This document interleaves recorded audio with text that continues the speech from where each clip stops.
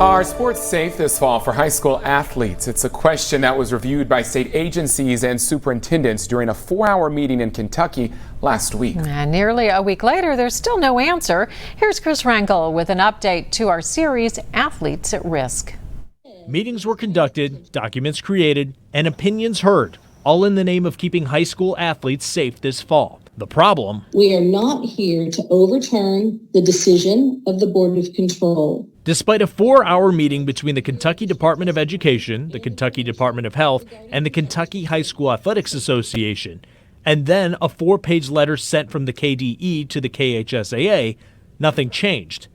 These state agency employees are charged with keeping students safe, but athletic departments and superintendents are just begging for one clear message. Ludlow Superintendent Mike Borchers said that allows for other superintendents to put the plan in place. Just allow us to do that without mixed messages to where one plan doesn't support the other. But we need those common messages coming from our state agencies so that we can be successful when we're back here in our local districts. For athletic trainers, that clear message comes in the form of best practices. Let's all make sure we're doing the same thing that's proven, that's effective, that's safe for the people that we serve. The KHSAA tried to provide best practices in a pandemic in this 47-page document.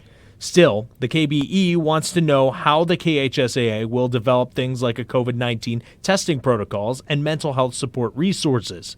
Those are just 2 of the 7 calls to action the KBE had for the KHSAA. Schools in Northern Kentucky told us the grandstanding between the agencies hasn't affected their plans for fall sports. One school administrator wrote, the KHSAA has not changed any of their guidance as a result of this meeting. A superintendent said, we are moving forward, continuing to follow all of the guidelines. But internally, the meeting and letter has caused frustration for administrators across the Commonwealth. The problem is that superintendents are stuck in the middle of this, and it is not fair for them. And it's all at a cost they won't see back, especially if they have to add testing. Sports are inherently risky, and I think you heard that a lot during that meeting the other day, and you've heard that from a lot of entities throughout this process. So is it safe for athletes to return to the field during a healthcare crisis? That's a $1 million question. If the Commonwealth looked north to Indiana and Ohio, they'd find just a little glimpse of an answer.